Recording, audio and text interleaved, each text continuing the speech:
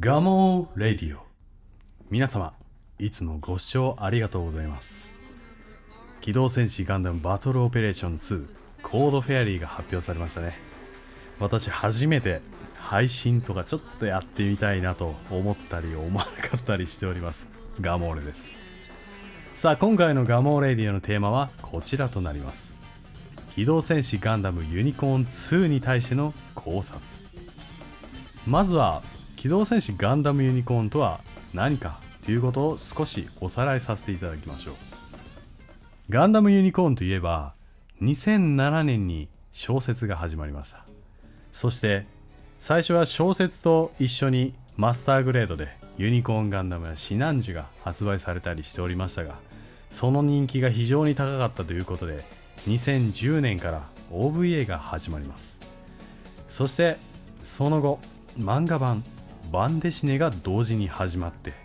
さらに OVA の方が非常に好調だったということで、それを再編集したリ0096が2016年から放映された作品となりました。時代背景は機動戦士ガンダム逆襲のシャアの舞台である0093宇宙世紀93年からちょうど3年後、宇宙世紀96年を描いた作品になりました。主人公バナージ・リンクスがユニコーンガンダムに登場して、ミネバ・ラオ・ザビと共にニュータイプとは何ぞやというところから始まり、人の可能性が何かといったところが描かれた作品になりました。ユニコーンガンダムは非常に人気が出たということで、結果的にガンダムを大いに盛り上げてくれた作品となって、当時なかなか苦戦していた、ガンダム業界を一気に盛り上げた立役者になった作品と言われていますね。そして、ユニコーンの人気があった後、その舞台であった96年の1年後、0097を描いたガンダムナラティブが2018年の11月から上映が開始されました。ナラティブとはユニコーンガンダム3号機フェネックスをめぐって戦う物語になりましたね。結構これ賛否両論があって、私もすごくその意見が出てたのを当時のいろんなスレッドを見て覚えてるんですけど、確かにリアルロボットであるガンダムっていう枠を超えて、サイコフレームに人の意志がなんか乗り移って、むしろもうサイコフレームに人の思念が移ってしまったっていう、作品になりましたので、ガンダムというリアルな世界から逸脱して、なんだかね、もうオカルティックな世界になってしまったという感じだったので、賛否両論出るのは分かるかなっていう気はしましたけども、ただ個人的にはどちらかというとロボットの方が好きなので、フェネックスはデストロイモードの活躍がちょっと少なかったなという印象があったので、もっとこれ活躍の場が見たかったなという感じはしております。さて、そんなガンダムユニコーンやナラティブが放映されたわけなんですが、放映されたナラティブ2018年11月の約半年前、2018年の4月20日にガンダム新作発表会がありました。そこで発表されたのが機動戦士ガンダムユニコーン2だったわけです。で、この時発表された作品年表によると、ナラティブの次に先行のハサウェイ、そしてその後にユニコーン2が来るとなってます。ナラティブ、ハサウェイ、ユニコーン2っていう順番ですね。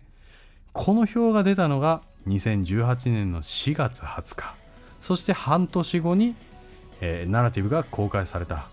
ということで、そのナラティブとハサウェイとユニコーン2のこの3つを合わせて次世代のスタンダードと記載されております。この表、ただ見ていてすごく違和感があるのが、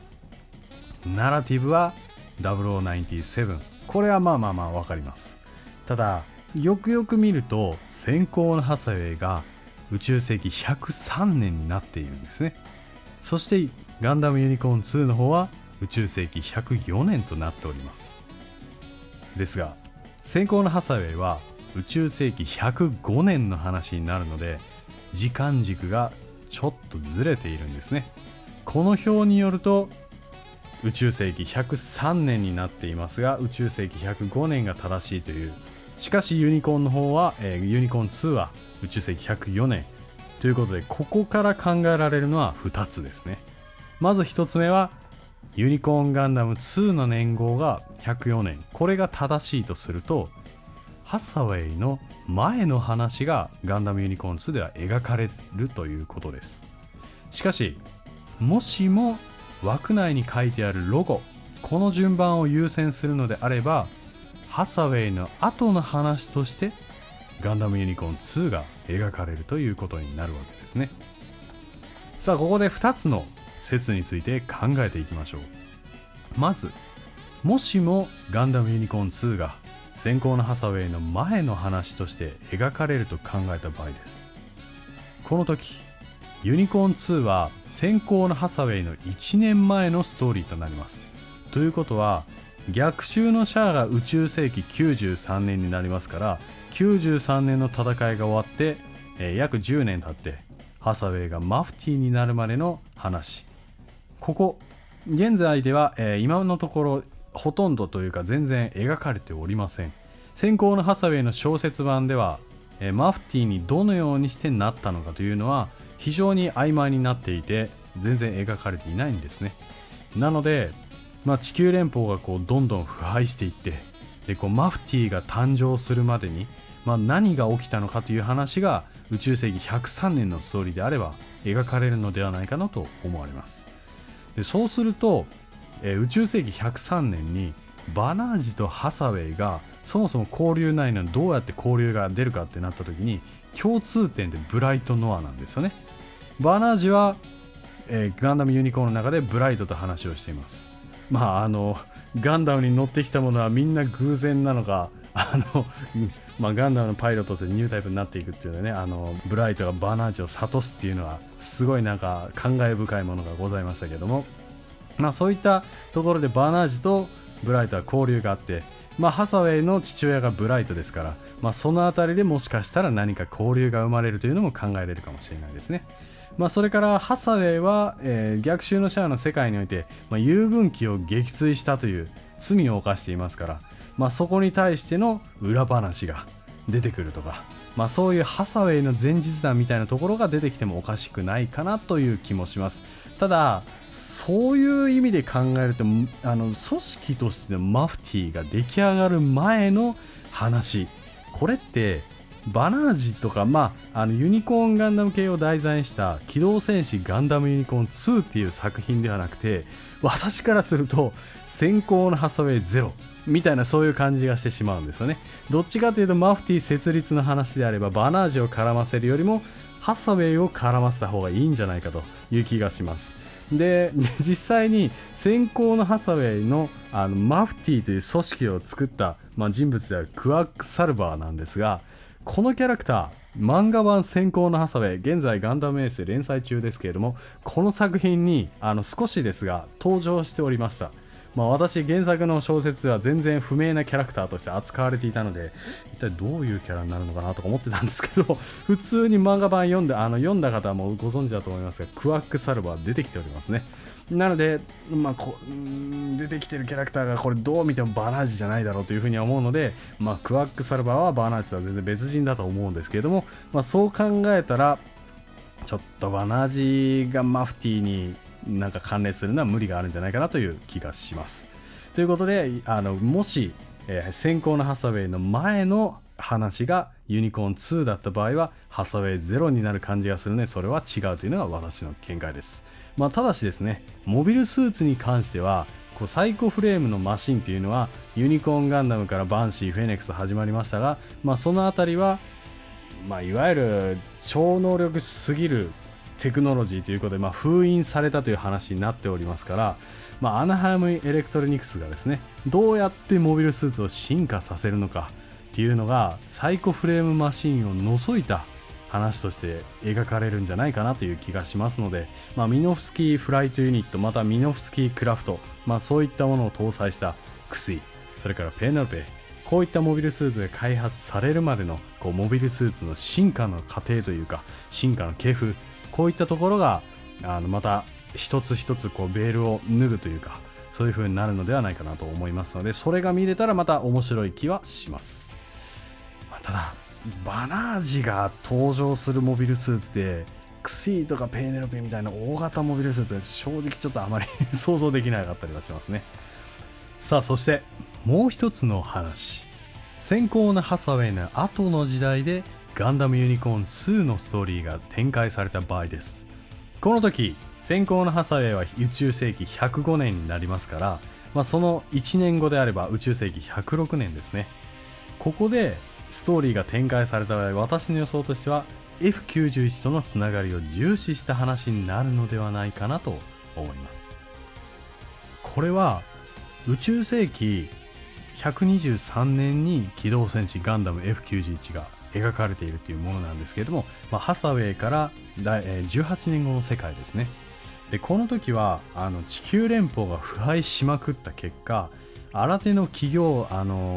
多数の企業をなんか傘下に置いた新手の企業集団みたいな風にされているブッホコンツェルンというのが台頭してくるんですけども、ブッホコンツェルンがコスモ貴族主義というのを掲げるんですよね。でコスモ貴族主義とは何ぞやというと、これは人を支配するべきは優れた高貴な人間なんだという思想です。シードの世界にちょっと出てきそうな思想に近いのかもしれないですけれども、有料種が支配すべきだということで、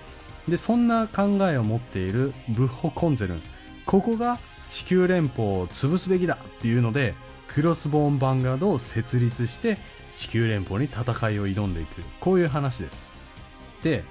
すごくこれ偶然なのかなって私調べてびっくりしたんですけど、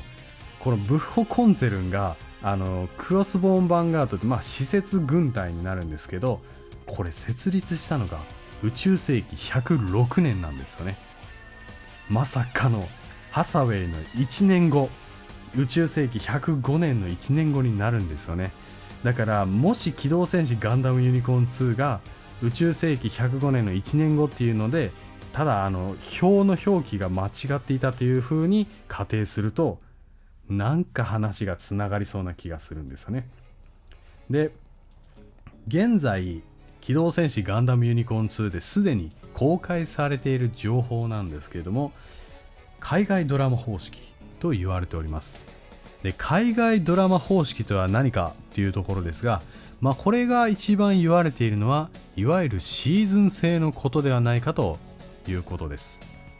つまりシーズン制というと、要は人気があれば続くし、人気がなければそのシーズンで終了させるという方式のことですね。でここで私すごくもう一つ思っていることがございまして、もしクロスボーンヴァンガードの設立以降の話として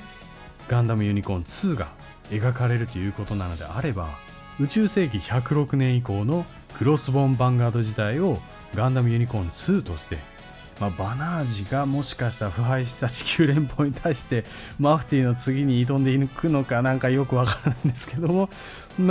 そういうクロスボーンヴァンガードの時代、これを描いた作品になってきた時に、同じ宇宙世紀といっても元々のガンダムユニコーンの世界は、ジオンの残党とか、地球連邦とか、いわゆるそういう地球連邦とジオンに絡めた宇宙世紀の話になっていますけども、ガンダム F91 の世界というのは、地球連邦とクロスボーンヴァンガードということで、ジオンという言葉自体が全然出てこない世界観になってますから、そういう F91 につながる話だと、従来の連邦とジオンという宇宙世紀から世界観がガラッと変わってくるというので、人気が本当に出るかちょっとわからないよなみたいな意見もあるから、それで、人気が出るか出ないかっていうのを判断して、人気次第で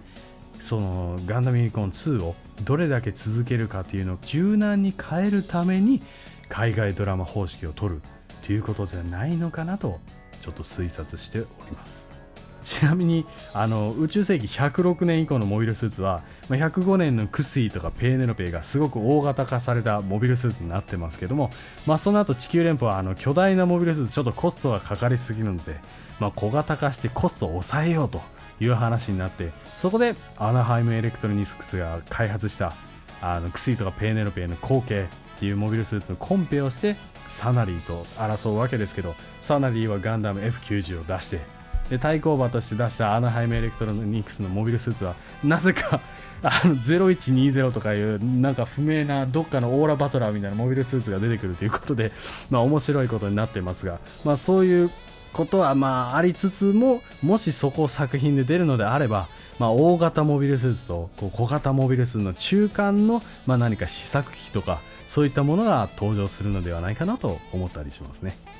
ちなみに先行のハサウェイの第2部サン・オブ・ブライト、これ現在分かっている情報としてはかなり原作から改変されているということなので、もしかしたらガンダムユニコーン2とつながる要素が何かしら出てくるのかもしれませんね。ということで、機動戦士ガンダムユニコーン2は一体どんな話になるのか、よければ皆様の意見もコメントで教えていただけたら嬉しいです。今回はこれで以上になります。チャンネル登録されるかはお任せいたしますので、よければもう一本動画を見ていっていただければ嬉しいです。最後までご視聴いただきありがとうございました。